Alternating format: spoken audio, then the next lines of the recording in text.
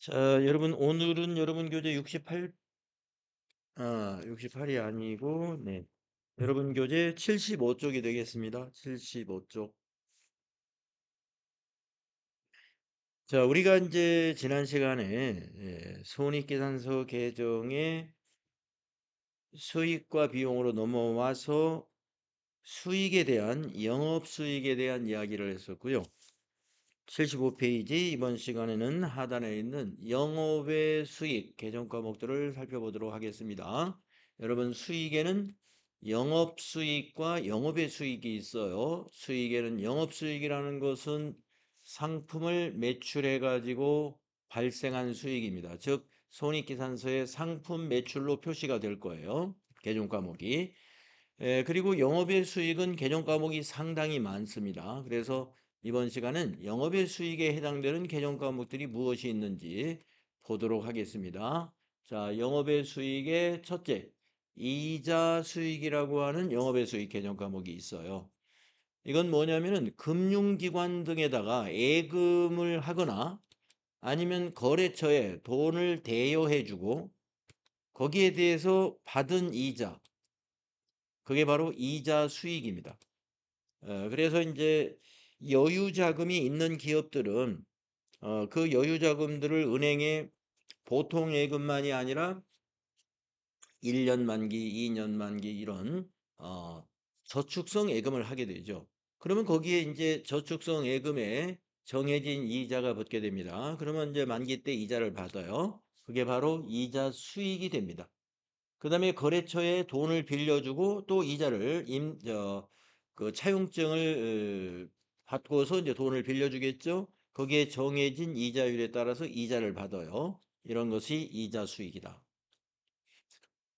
그다음에 두 번째, 영업 외 수익으로 쓰는 개정 과목 중에 단기 매매증권 평가 이익이라는 개정 과목 우리가 당좌자산 공부할 때 배웠죠? 단기 매매증권 기말에 평가를 하잖아요. 잔고 금액과 현재 공정가치 비교해 가지고 공정가치가 올라가면은 단기 매매증권의 평가 이익을 인식하죠. 여기 설명 보시면 결산 수정분계 때 하는 거예요. 결산 시 단기 매매증권을 공정가치로 평가할 때 장부 금액보다 공정가치가 높은 경우에 그 차액을 우리는 평가 이익으로 표시하는데 개정 과목이 단기 매매증권 평가 이익이었습니다. 그 다음에 세 번째, 단기 매매증권 처분이익. 단기 매매증권을 기말에 평가할 때 발생한 이익은 평가이익이고 나중에 이익을 실현하기 위해서 매각을 해요. 그러면 처분이익이 날 수 있죠. 단기 매매증권을 처분할 때 장부 금액보다 처분 금액이 높을 경우 그 차액을 단기 매매증권 처분이익이라는 수익으로 잡습니다. 이것도 영업의 수익 개정 과목입니다. 그 다음에 외환 차익이라는 영업의 수익 개정 과목이 있어요. 우리가 단기 매매증권 관련해서 평가이익이나 처분이익은 당좌자산 공부할 때 나 한 번씩 등장을 했었죠. 그러나 이제 외환 차익은 아마 처음 듣는 영업의 수익 개정 과목일 거예요. 자, 외환이라는 것은 외국 외국의 화폐를 우리 한화로 환전한다는 그런 의미예요. 자, 그래서 외환, 즉 외국 화폐를 한국 화폐 또는 한국 화폐를 외국 화폐로 바꾸면서 발생한 이익을 말합니다. 자, 외화 자산의 회수와 외화 자산을 회수한다는 말은 무슨 말이냐면은 달러로 된 자산이면 외화 자산이겠죠? 그러면 달러로 된 자산이 어떻게 있을 수 있느냐? 우리 회사의 상품이나 제품을 외국 회사, 미국 회사라든가 이런 외국 회사에 수출을 하게 되면은요, 그 수출 계약에는요, 상품 가격이 달러로 표시되고 있어요. 국제 통화인 달러로. 그래서 받을 때도 그걸 달러로 받아요. 그러면 외상을 했을 때 달러. 만약에 10,000달러라고 했다고 볼까요? 10,000달러. 자, 2월 가령 1일 날 10,000달러의 수출을 했습니다. 그리고 3월 1일 날 돈을 회수하게 됐어요. 10,000달러를. 그러면 2월 1일 날 10,000달러의 환율은 가령 1,000원이었다. 그러면 2천만 원이 되겠죠? 2천만 원. 자, 그런데 3월 1일 날 10,000달러를 받았습니다. 그때 환율이 2,000원이 됐다. 두 배로 환율이 올랐다라고 볼까요? 그러면 10,000달러 받으면 아까 1,000원이라고 했을 때는 10,000달러가 1,000만 원이었죠? 그러면 2,000원이 되면 어떻게 돼요? 2천만 원이 되죠. 10,000달러가. 예. 그러니까 자산이 갑자기 회수할 때 외상 매출금이 발생했을 때는 1,000만 원이었는데 회수할 때 2천만 원이 됐네요. 하나로 표시하면은 예, 그때 그 차액이 바로 외환 차익이라는 거다 이겁니다. 예, 외화 자산을 회수할 때 환율의 차이가 발생했을 때 그 환율이 올라가면은 이 외환 차익이 발생합니다. 그리고 외화 부채는 여러분 뭐겠어요? 반대의 경우인데요. 만약에 우리가 외국에서 원재료를 매입했는데 그것을 외상으로 매입했다고 볼까요? 예, 원재료를 달러를 통화기호로 해서 계약을 맺었습니다. 그러면 이제 반대가 되죠. 우리 회사가 외상 매입을 2월 1일 날 했어요. 그때 환율이 1,000원이었어요. 10,000달러 했다고 볼까요? 그러면 1,000만 원입니다. 외상 매입금을 2월 1일 날 우리가 회계 처리할 때 하나로 표시하니까 외상 매입금 외화 부채를 1,000만 원으로 표시할 거란 말이에요. 자, 근데 3월 1일 날 우리가 갚아야 돼요. 근데 환율이 2,000원으로 만약에 올랐다고 봅시다. 그럼 10,000달러 갚는데 하나 2천만 원이 들어가죠. 그러면 부채는 1,000만 원이었는데 실제로 갚을 때 2천만 원이 들어가는 이유가 뭐예요? 바로 환율 차이 때문에 2천만 원이 발생하죠. 예. 그것은 외환 차손이 돼요. 외환 차손. 그래서 부채는요. 환율이 떨어졌을 때 떨어져야만이 상환할 때 이익이 발생해요. 그러나 환율이 오르면 외화부채는 외환 차손이 발생합니다. 자, 그래서 환율 때문에 자산이나 부채를 회수하거나 상환할 때 발생하는 차이에서 이익이 나면 외환 차익이요. 그 다음 페이지. 그렇군요. 외환 차손은 반대니까 영업의 비용에 나오겠네요. 영업의 비용에. 지금은 수익이니까 외환 차익 하나만 나왔어요. 영업의 수익 계정 과목이 영업의 수익 계정 과목이 외환 차익이 뭔지 이해하시고 다음에 수수료 수익. 용역을 제공하고 그 대가를 받은 경우를 말한다 그랬는데 우리 회사가 만약에 용역을 제공하는 것이 본업이라면은 그것은 매출액으로 표시합니다만은 우리가 지금 만약에 에, 그 옷을 판매하는 회사다라고 하면은 옷을 판매하는 것은 재화를 공급하는 거니까 그거 외에 용역을 제공했다. 그러면 그 대가로 받으면 수수료 수익이라고 봅니다. 만약에 우리 회사가 옷을 파는 거에 대한 굉장히 전문적인 노하우나 이런 것들이 있어가지고 예, 옷을 판매하는 다른 기업이 우리 회사 보고 컨설팅을 좀 해달라고 그래서 우리 회사 영업관리팀이 그 회사의 컨설팅을 3개월간 해주기로 했어요. 어, 어, 의류업의 판매 관리에 대해서. 그러면 뭐 우리 회사 직원들을 보내가지고 하니까 그것을 그냥 해줄 수는 없는 거죠. 그래서 컨설팅 비용을 받게 됐다. 그래서 월 1,000만 원씩 컨설팅 비용을 받았다. 그럼 3개월이면 3천만 원의 컨설팅 비용을 받았네요. 이런 것은 우리 회사 옷을 파는 행위하고 직접 관련이 없는 영업 외적인 수익이죠. 그래서 수수료 수익이라는 수익 계정으로 잡으면 됩니다. 다음에 여섯 번째 외화 환산 이익. 이것이 여러분 저 앞에 나오는 외환 차익하고 굉장히 계정 과목 이름이 비슷합니다. 그래서 헷갈릴 수가 있는데 무슨 차이가 있냐면요.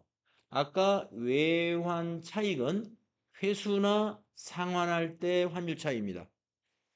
그러니까 자산을 회수하거나 부채를 상환할 때 환율 차이예요. 그런데 외화 환산 이익은 말이죠. 결산 때, 결산 분계 때 쓰는 건데요. 우리가 결산 때 외화 자산과 외화 부채를 현재 환율로 다시 재평가를 해요. 그래서 아까 말씀드린 대로 앞에 나왔던 외환 차익처럼 상환할 때처럼 결산 기준으로 자산과 부채를 재평가합니다. 그때 환율 차이에 의해서 이익이 발생한 것은 외화 환산 이익이라고 그래요. 외환 차익은 실제로 실현된 거고, 외상 매출금을 회수할 때라든가 또는 외화 부채를 상환할 때니까 실제로 실현된 거고, 이 외화 환산 이익이라는 것은 우리가 외화 자산이나 외화 부채를 현재의 환율로 환산해 가지고 평가해 보는 거예요, 결산 때. 예, 그렇기 때문에 이거는 실현된 것은 아니에요. 실현된 것은 아니고 현재 가치로 자산과 부채를 정확히 표시하기 위한 과정에서 발생한 겁니다. 그래서 외화 환산 이익은 결산 수정 분기 때 쓰는 것이고요. 외환 차익은 실제로 실현됐을 때 쓰는 거예요. 다음 7번째 영업의 수익 개념 과목 소개하면은요. 유형자산 처분이익이 있어요. 유형자산 처분이익. 네, 이거 우리가 유형자산에서 공부했죠. 여러분, 유형자산 처분이익은 어떻게 계산하는지 그때도 말씀드렸습니다. 장부금액에서 그 유형자산의 장부금액과 처분금액을 비교하죠. 예, 처분금액을. 그래서 처분금액이 높으면 유형자산 처분이익이 나옵니다. 장부금액보다. 자, 유형자산을 장부금액보다 높은 금액으로 처분할 때 발생하는 이익입니다. 그래서 유형자산 처분이익을 계산하시오 이런 문제가 나올 때 여러분은 어떻게 계산하냐면 처분금액은 문제에서 알려줘요. 그러면 장부금액은 우리가 계산해야 될 거예요. 장부금액을 계산하는 방법은 취득한 금액에서 감가상각비를 계산해 가지고 감가상각 누계액을 빼주시면 돼요. 그래서 만약에 장부금액이 100만 원인 차량 운반부를 150만 원으로 높은 금액으로 처분했다. 그러면 50만 원이 바로 유형자산 처분 금액이 된다는 말씀이죠. 영업의 수익입니다. 그 다음에 8번째 우리 영업의 수익 개정 과목 무형자산 처분이익입니다. 아까 유에는 유형자산이고 여기서는 이제 무형자산을 처분해서 이익이 난 것을 무형자산 처분이익이라고 합니다. 원리는 똑같아요. 장부금액보다 높은 금액으로 처분하면 무형자산 처분이익이 나옵니다. 여러분 무형자산이라는 것은 특허권, 영업권, 또 산업재산권, 소프트웨어, 광업권 이런 것들을 말하는 거죠. 다음 9번째 투자자산 처분이익. 네, 투자자산을 마찬가지예요. 장부금액보다 더 높은 금액으로 처분하면 그 차익을 투자자산 처분이익으로 영업의 수익으로 인식하면 돼요. 투자자산이라 그러면 우리가 업무에 사용할 목적이 아닌 투자 목적으로 구입한 토지나 건물 이런 것이 투자자산이고 또 유가증권 중에는 우리가 매도 가능 증권이라든가 만기 보유 증권으로 분류되는 유가증권이 투자자산에 해당되죠. 네. 그리고 예적금, 예금이나 적금도 그 만기가 1년 이상이 되는 2년짜리나 3년짜리 긴 기간의 예금, 적금은 투자자산인 장기성 예금으로 보는 것입니다. 그러나 뭐 우리가 투자자산 예금이라는 것은 뭐 처분하고 이익을 남기는 것이 아니라 이제 만기 때 이자 소득을 올리는 것이니까 투자자산 처분이익은 안 나오죠. 예적금은. 예. 그렇지만 투자 부동산이라든가 이런 것은 투자자산 처분이익으로 인식될 수 있습니다. 다음에 10번 자산 수중이익. 예, 처음 나오는 개정 과목이에요. 네, 자산을 증여받았다라는 뜻입니다. 수증, 예, 증여받았다. 법인이, 즉 회사가 자산을 그냥 무상으로 받았다는 얘기예요. 그러면 그걸 다 이익으로 인식하면 돼요. 자산 수증 이익으로. 예, 만약에 건물 5억 원짜리를 증여받았다. 그러면 차변에 건물 5억 원 자산 증가 잡는데요. 대변에 현금을 지급한 것이 아니라 그냥 받았어요. 그래서 대변에 자산 수증이익 5억 원 이렇게 영업의 수익으로 인식하면 됩니다. 여기 설명 보시면은 그렇게 되어 있죠. 타인으로부터 자산을 무상으로 증여받게 되는 경우. 예. 그래서 뭐 보통 이런 에, 이익을 목적으로 하는 이런 일반적인 그 주식회사에는 뭐 자산을 무상으로 증여받는 일이 그렇게 별로 없겠습니다. 네, 그렇죠. 예. 그렇지만 뭐 주주나 이런 관계에 있는 사람은 자기가 주인이니까 자기 개인적인 자산을 자기 개인적인 자산을 자기가 주주로 되어 있는 법인에다가 증여할 수 있어요. 그러면 그때 법인 내에서는 차변에 그 자산 만약에 건물이면 건물의 증가로 잡고 대변의 자산 수정 이익으로 보면 되겠습니다. 자, 비영리 법인 같은 경우는 이제 뭐 병원이라든지 학교 같은 이런 법인이라든가 이런 데는 주위에서 그 선행을 베푸는 사람들이 이런 거 있죠. 뭐 돈이 많은 할머니, 돈이 많은 할아버지가 돌아가실 때 자기 모든 재산을 어느 학교에 다 기증하기로 했다라는 얘기 들을 수 있잖아요. 그때 그 사람이 가지고 있는 만약에 건물을 그대로 학교에 줬다 이거예요. 그러면 학교에서 그걸 차변의 건물, 학교의 재산으로 잡아야 되겠죠? 대변의 자산 수중이익. 이렇게 본다는 것이죠. 그 다음에 11번 채무 면제 이익이라는 영업의 수익 개념 과목이 있습니다. 채무라는 것은 외상 매입금과 같은 매입 채무도 채무고 미지급금 이게 외상으로 뭔가를 구입한 미지급금도 채무죠. 예, 빚입니다. 근데 면제 받았다는 거예요. 그래서 우리가 만약에 외상 매입금을 청산하는데 외상 매입금 만약에 전체가 1,000만 원 중에서 이번에 1,000만 원을 갚기로 했어요. 근데 거래처에서 900만 원만 주시고 나머지 100만 원은 저희가 면제해 드리겠습니다라고 했을 때 고맙습니다. 하고 900만 원만 갚겠죠. 그러면 차변에 외상 매입금 부채 감소 1,000만 원 잡고 대변에 현금 900만 원 지급하고 나머지 100만 원은 채무 면제 이익으로 대변에 인식합니다. 그런 회계 처리를 말하는 거예요.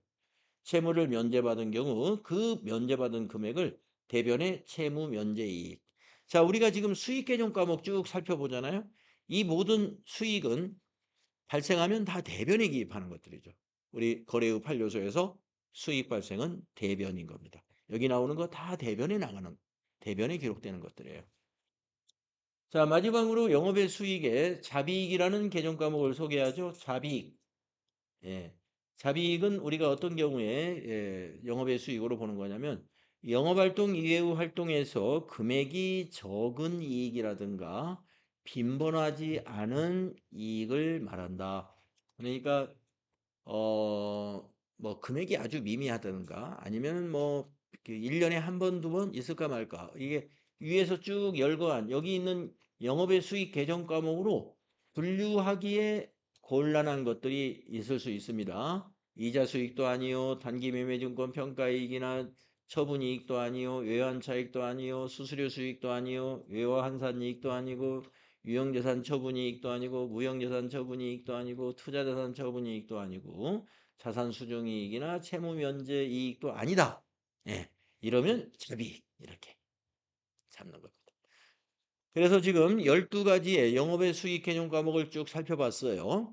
음, 뭐 분개할 때 위치는 무조건 대변입니다. 수익 발생은 대변이다. 다음은 이제 비용을 살펴보겠습니다. 자, 손익계산서의 비용 계정 과목 중에서 가장 큰 부분을 차지하는 비용은 바로 매출 원가이죠. 상품의 매출을 하는 기업이다. 그러면 상품 매출 원가입니다. 상품 매출 원가라는 것은 상품 매출에 대응되는 비용이기 때문에 가장 금액이 크죠. 자, 상품 매출 원가 공식은 우리가 앞에서 재고자산에서 이미 여러분에게 외워달라고 해서 제가 강조해 놓은 그 내용이에요. 자, 기업의 경영 활동에서 판매를 목적으로 외부에서 구입한 재화인 상품을 매출하였을 때 그 상품의 매입 원가를 우리는 매출 원가라고 합니다. 그러면 상품의 매출 원가를 구하는 것은 기말에 한 번 하거든요. 기말에 한 번. 우리가 매출 원가를 한꺼번에 인식하는 방식으로 회계 처리를 하거든요. 그래서 기말에 한 번 할 때 어떻게 계산이 되느냐 하면은 기초 상품 재고액, 전기에서 넘어온 재고액을 파악하고 그다음에 당기의 상품 순매입액, 당기 상품 매입액을 더해 줍니다. 그러면 판매 가능 금액이 나와요. 이 두 개를 더하면 거기에서 기말에 팔지 않고 남은 재고액, 기말 재고액을 빼줍니다. 그것이 판매가 일어난 판매가 일어난 원가이기 때문에 그것을 우리가 상품 매출 원가라고 그래요. 자, 상품 매출 원가의 요 공식 이거 꼭 알아두셔야 됩니다.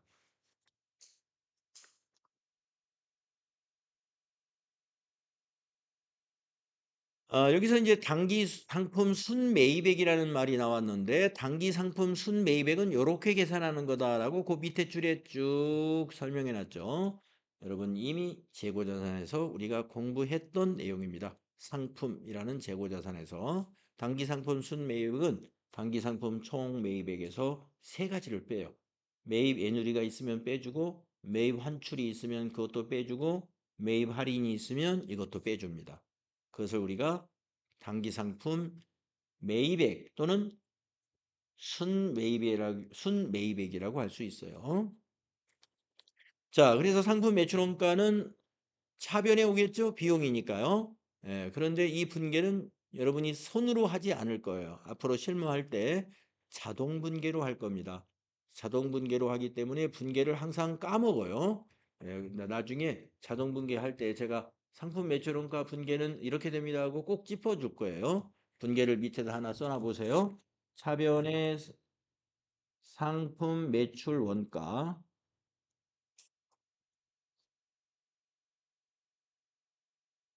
금액은 XXX로 하겠습니다. 그리고 대변이 상품이에요.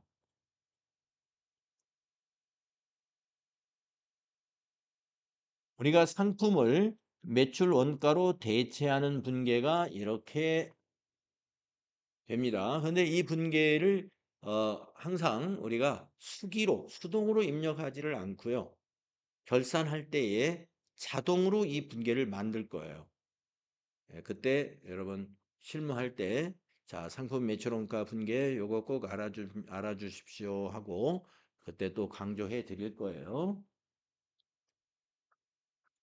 자, 다음은 이제 비용 중에서 매출원가가 무엇인지, 상품 매출원가가 무엇인지 이제 알았으면 판매비와 관리비에 포함된 개념 과목이 무엇이 있는지 알아보도록 하겠습니다.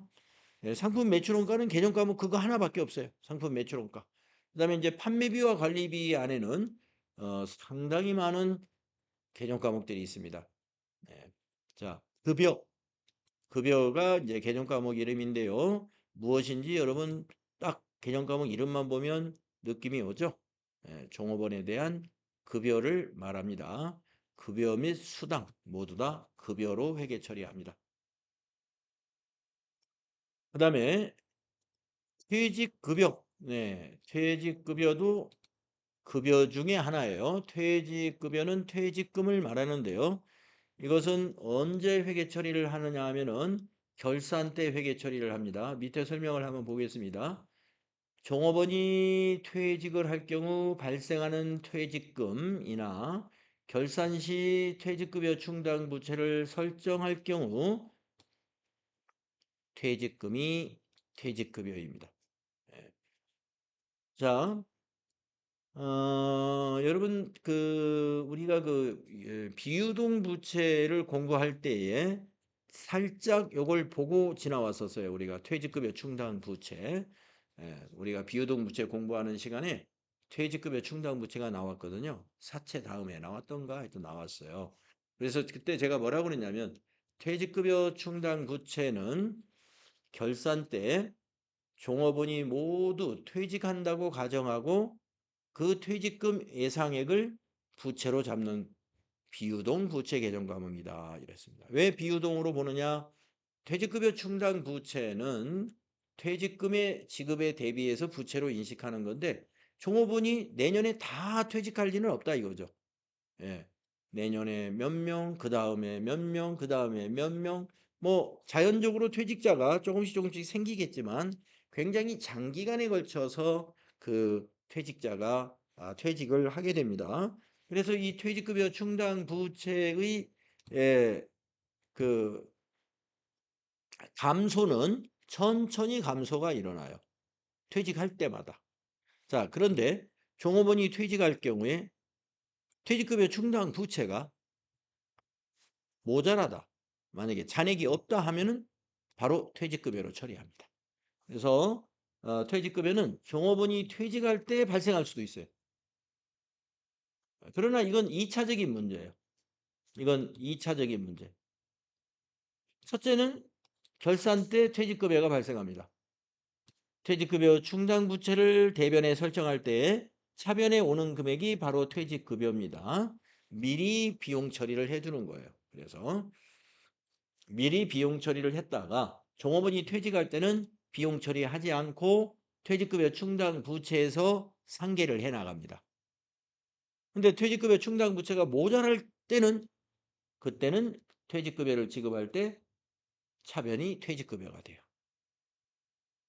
퇴직급여 충당 부채 잔액이 남아 있을 때는요. 차변이 퇴직급여 충당 부채가 돼요. 나중에 퇴직금 지급에 관한 실무할 때 요거 더 자세하게 여러분이 정리가 될 거예요. 아무튼 퇴직급여는 판매비와 관리비 개정 과목인데 이 실제로 퇴직급여 처리할 때는 종업원 퇴직할 때 처리가 발생을 하는 게 아니고 발생할 수도 있지만 그거는 2차적인 것이고 우선은 결산 때 퇴직급여 충당 부채를 설정할 때 차변의 퇴직급여가 온다. 그거 알고 계십니다. 다음에 복리후생비라는 판매관리비가 있어요.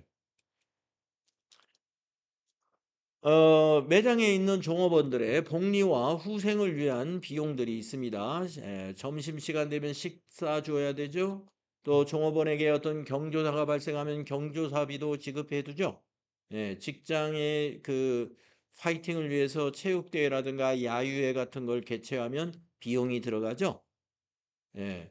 또 우리 종업원들의 복지를 위해서 건강보험료의 50%를 회사가 부담해 주죠. 다 복리후생비에 해당되는 내용이에요. 또 고용보험료도 50%를 회사가 부담해 주죠. 그리고 산재보험료는 회사가 전부 내주고 있습니다. 종업원이 산업재해로 인해서 만약에 몸을 다쳤다 이랬을 때 그 치료비, 그리고 만약에 근로 능력을 상실할 정도로 많이 다쳤다 그러면 그 연금이 나와요. 이런 것 등을 대비해서 보험에 들어놓죠. 이런 것 등이 다 복리후생비로 처리될 수 있는 내용들이에요. 다음 여비교통비라고 하는 판매관리비 개정 과목이 있어요.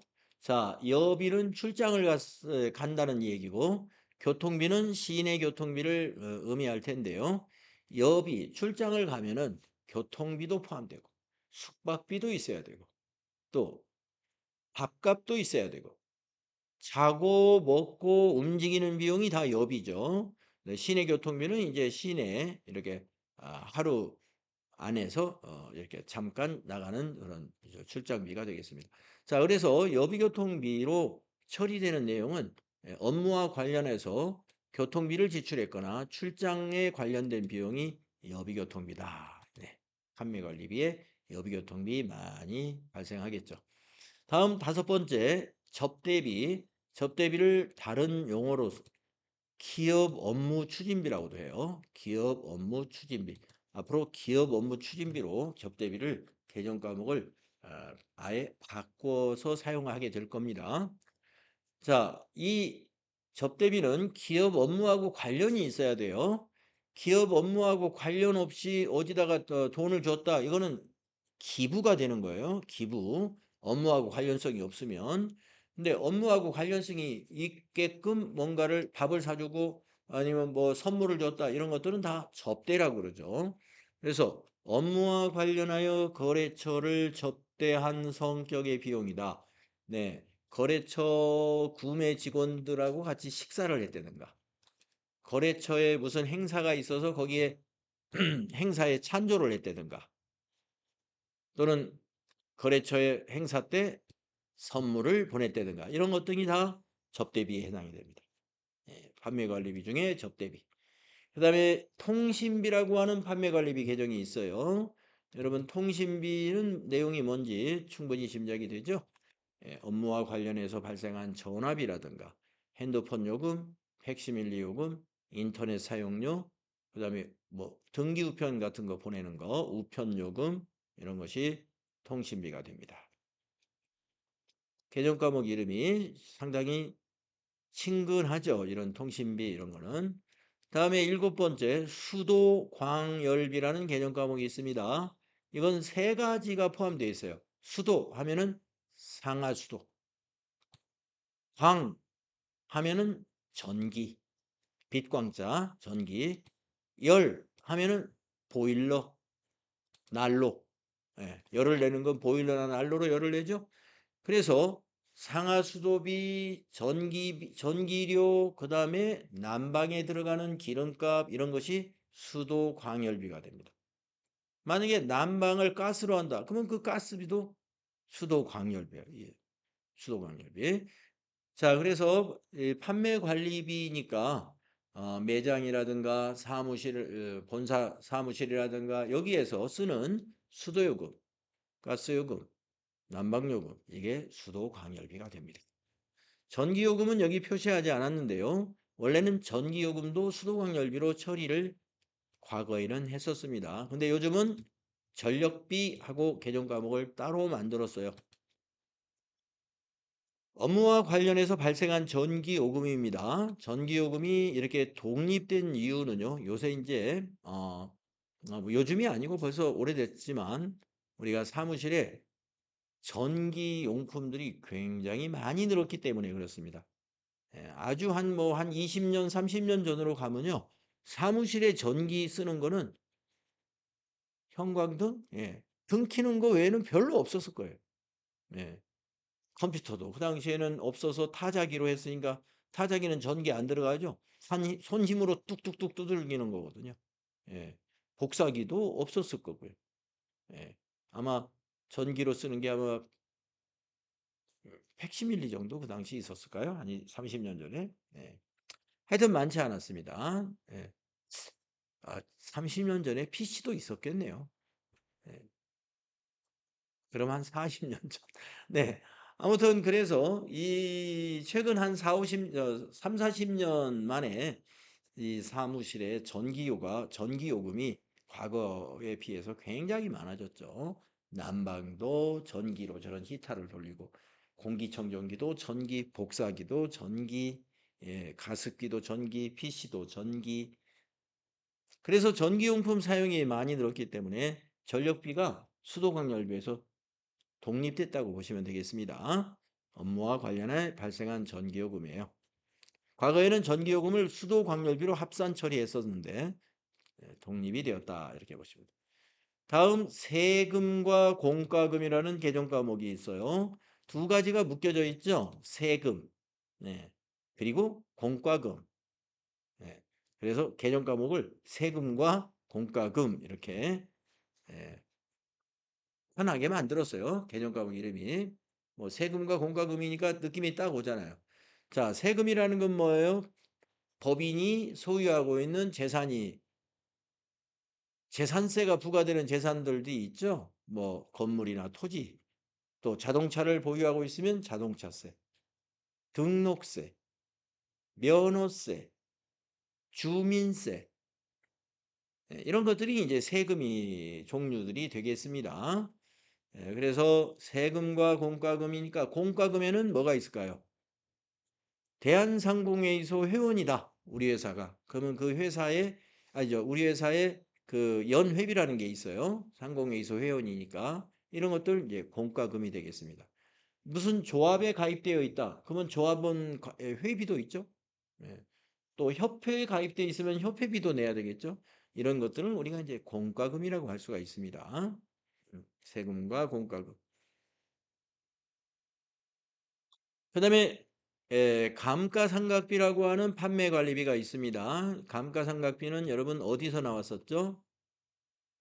유형자산에서 나왔었죠? 유형자산은 감가상각자산이 많이 있지 않습니까? 건물, 기계장치, 차량 운반구, 비품은 취득한 가격을 당기에 다 비용 처리하지 않고 사용 가능한 내용 연수 동안으로 나누어서 비용 처리하는 감가상각이라는 방법으로 비용 처리하고 있죠. 그래서 결산 때 감가상각을 합니다. 그게 판매관리비 개념 과목이에요. 감가상각비. 그 다음에 판매관리비 중에 임차료 있어요. 여러분 영업의 수익에 임대료 있었죠? 임대료. 자, 임대료는 영업의 수익이라면 임차료는 판매관리비에 해당되는 비용입니다. 자, 업무와 관련성이 있어야 판매관리비예요. 그래서 업무와 관련해서 토지를 빌렸다든가 그 빌리고 월세 내는 게 임차료예요. 건물을 빌렸다든가 건물 빌리면 월세 내야죠. 기계를 빌렸다든가 차량을 빌렸다든가 이런 임차 비용을 임차료로 합니다. 우리가 차량을 빌릴 때는 우리가 렌트한다고 그러죠. 렌트비다고 이렇게 표현을 하는데 그 렌트비가 바로 회계에서는 임차료로 회계 처리하는 거예요. 자산을 빌리는 거, 임차료, 판매관리비 개정 과목입니다. 그 다음에 수선비라고 하는 판매관리비 개정 과목이 있어요. 수선한다는 말은 고친다는 얘기잖아요. 자, 우리가 보유하고 있는 유형 자산들은 장기간 사용을 하기 때문에 고쳐가면서 써야 됩니다. 건물도 때가 타면은 페인트 칠도 해야죠. 페인트 칠 공사하면 돈이 들어가죠. 수선비 처리하면 돼요. 그 다음에 기계도 오래 사용하다 보면은 벨트나 베어링 같은 것이 마모돼 가지고 삐걱삐걱 되면 바꿔 끼야죠. 그런 것들이 수선비입니다. 수리 비용을 말하는 거예요. 비품도 마찬가지예요. 비품도 냉온풍기 같은 거 오래 쓰다 보면 갑자기 작동이 안 된다 그러면 서비스 센터 불러 가지고 수리비 나가죠. 수선비로 회계 처리합니다. 다만 차량의 경우에는 그 차량을 현상 유지하는 데 들어가는 비용, 타이어가 마모되면 타이어 바꿔 끼는 비용, 엔진 오일이 오래되면 엔진 오일을 바꾸는 비용, 이런 차량의 유지 관리를 위한 비용은 수선비가 아니고 차량 유지비라고 하는 계정으로 따로 쓰고 있어요. 다른 유형 자산은 다 수선비입니다. 건물이나 기계장치나 비품은 현상 유지를 위해서 지출된 것들이 다 수선비예요. 그렇지만 차량 운반구만 수선비를 안 써요. 차량 유지비로 판매관리비로 나누었습니다. 자, 그 다음 판매관리비 개념 과목에 보험료라고 있어요. 회사의 보험료가 뭐가 있을까요? 자, 업무와 관련된 유형자산, 건물이나 기계장치 또는 재고자산 등에 대한 보험에 가입을 했어요.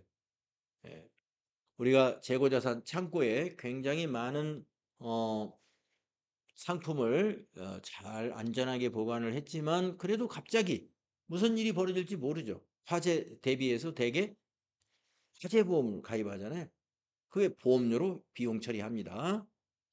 그래서 건물도 화재보험에 가입했을 때 보험료로 회계 처리한다 이거죠. 그 다음에 차량 유지비라는 개정 과목 아까 수선비에서 설명드렸죠. 우리가 건물이나 다른 자산은 유지하는 데 들어가는 비용이 수선비였어요. 그런데 차량의 경우는 유지하는 데 들어가는 비용이 차량 유지비입니다. 그래서 유지하는 데 들어간다고 하는 건 예를 들어서 뭐가 있느냐. 기름값, 유류대, 엔진오일 교체 이런 것 등이 차량 유지비라는 얘기입니다. 다음에 운반비라고 하는 판매관리비가 있어요. 우리가 상품을 매출할 때 지출하는 운송료를 운반비라고 합니다. 자, 운반비는 두 가지가 있는데 잘 구분하셔야 되는데 지금처럼 상품을 매출하고 지출한 운송료는 운반비가 맞아요. 판매관리비가 맞다 이거죠. 그러면 운반비가 또 어디에 있을 수 있느냐? 상품을 매입할 때 그 판매 회사에서 우리가 지금 요거를 얼마에 판매하는데 이거는 운반을 해주는 조건이 아닙니다. 운임은 매입자 부담입니다라고 한단 말이에요.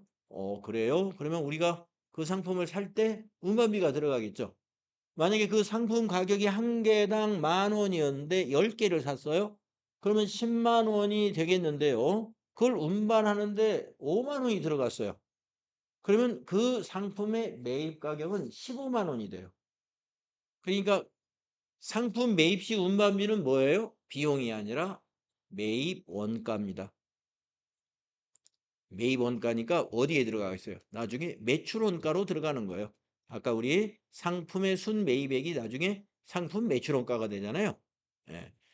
그래서 우리가 운반비 하면은요, 무엇의 운반비인가를 잘 따져보셔야 돼요. 매출할 때 운반비는 판매관리비에 해당되는 운반비가 맞고, 상품 매입할 때 운반비가 들어갔다 그러면 상품으로 자산 잡아야 돼요. 상품. 예. 자산의 원가에 포함시켜준다 이 말이죠. 다음에 16번째 개정 과목이 도서인쇄비, 판매관리비 개정 과목의 도서인쇄비. 이것도 도서 하면 책이죠. 인쇄 하면은 회사의 업무에 때 인쇄할 내용들이 꽤 많이 있죠. 이것저것. 명함, 신입사원 들어오면 명함도 인쇄해 줘야 되고, 회사에서 뭔가 일을 하려고 하면은, 매뉴얼을 만들고 나면 매뉴얼도 인쇄해야 되고, 이런 인쇄하는 데 들어가는 비용입니다. 그래서 업무와 관련된 도서 구입비, 신문이나 잡지 구독료, 또 인쇄비를 도서 인쇄비라고 합니다. 신문이나 잡지도 도서로 봐요. 그 다음 소모품비라고 하는 개정 과목이 있어요. 여러분, 소모라는 건 뭐예요? 예, 계속 소모한다는 그런 의미인데 어떤 것들이냐? 업무와 관련해서 사무실에서 소모하는 게 가장 많은 게 아마 복사용지일 거예요. 예. 그리고 문구류도 있죠. 문구류, 소모 공구기구, 소모 자재 이런 소모성 물품비를 소모품비로 처리합니다. 판매관리비의 소모품비. 그 다음에 수수료 비용이라고 하는 판매관리비가 있습니다. 네, 아까 영업의 수익에서 수수료 수익 얘기를 했는데 그 영업의 수익의 수수료 수익은 그 컨설팅을 해주고 받았을 때 받은 회사가 인식한다면 그 상대편에 있는 회사, 컨설팅을 받고 지출하는 회사는 그게 비용이죠. 그러니까 그 회사는 수수료 비용이 됩니다. 자, 업무와 관련된 용역을 제공받고 그에 대한 대가를 지불하는 것으로 은행의 송금 수수료, 어음의 추심 수수료, 청소나 경비의 용역비 등 여기 컨설팅, 법률, 자문 또는 세무, 대행, 장부, 기장, 대행 이게 다 수수료 비용입니다. 네. 수수료 비용 내용이 이런 것들이에요. 판매관리비에 해당되는 개정 과목들입니다. 그 다음 광고 선전비라고 하는 판매관리비 개정 과목이 있는데 이것도 여러분이 아마 굉장히 느낌이 딱 올 거예요. 광고 선전비다. 그러면 업무와 관련해서 광고 목적으로 신문이나 방송에 또는 잡지에다가 광고를 기재했다. 그 비용이 광고 선전비다 이겁니다. 꼭 신문, 방송, 잡지에만 광고하는 게 아니죠. 요즘은 인터넷 광고도 하고요. 네. 또는 뭐 유튜브 광고도 할 수 있고요. 페이스북 광고도 할 수 있고 광고 수단이 여러 가지가 있으니까요. 하여튼 현수막을 거는 것도 광고 목적으로 걸었으면 광고 선전비에 해당이 됩니다. 네. 전단지를 뿌리는 것이 광고 목적이었다면 그것도 도서 인쇄비가 아니라 광고 선전비가 됩니다. 그래서 아무튼 광고 선전비는 광고 목적으로 지출된 것이면 다 광고 선전비입니다. 그 다음에 판매관리비 중에 대손상각비라는 개정 과목이 있는데 이거 우리 어디서 배웠죠? 매출채권에서 배웠죠? 매출채권. 외상매출금, 받으러움. 외상매출금과 받으러움은 기말에 어떻게 됩니까? 받을 수 없는 부분, 네. 못 받을 것으로 예상되는 부분을 예상하게 되죠. 잔액비례법 또는 연령 분석법에 따라서 그 계산을 하잖아요. 그때 결산 때 대손 충당금을 설정합니다. 그 대손 충당금을 설정할 때 대손 충당금은 매출채권의 차감 계정이니까 대변이죠. 그때 차변에 오는 게 대손 상각비예요. 대손 상각비가 차변에 옵니다. 자, 설명을 보면 이렇게 돼 있죠. 상품 매출과 관련하여 발생한 매출채권, 즉 외상 매출금과 받으러움이 회수 불능되었을 때 또는 결산 시 대손에 대비하여 대손 충당금을 설정할 때 대손 상각비 차변액이. 네. 그래서 매출채권에서 우리 대손 상각비가 나왔었습니다. 자, 판매관리비를 20번까지 해봤는데요. 상당히 좀 많죠. 판매관리비 개정 과목이 지금 뭐 여기 하나 지금 교육훈련비는 좀 빠진 것 같습니다. 이보다 더 많아요. 예. 교육훈련비 이것도 판매관리비 개정 과목이니까요. 하나 더 적어 놓으시죠. 예, 21번 해가지고 교육훈련비라는 게 있다.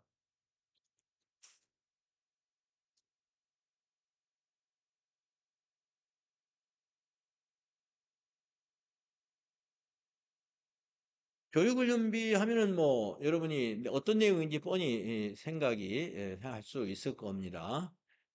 직원들을 교육시키는 데 들어가는 비용이에요.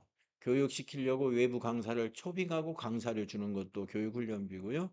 이런 학원에다가 보내고 가서 학원에 가서 배우세요 하면서 회사가 학원비를 결제해 주는 거 이런 것도 교육훈련비가 되겠죠. 판매직이나 관리직의 교육을 하는 데 들어가는 지출되는 비용입니다. 네, 판매관리비 개정 과목이 상당히 많습니다. 자, 이렇게 해서 판매관리비까지 우선 정리했고요. 좀 쉬었다가 다음 시간에는 이제 영업의 비용의 개정 과목들을 정리해 보도록 하죠. 좀 쉬었다 하겠습니다.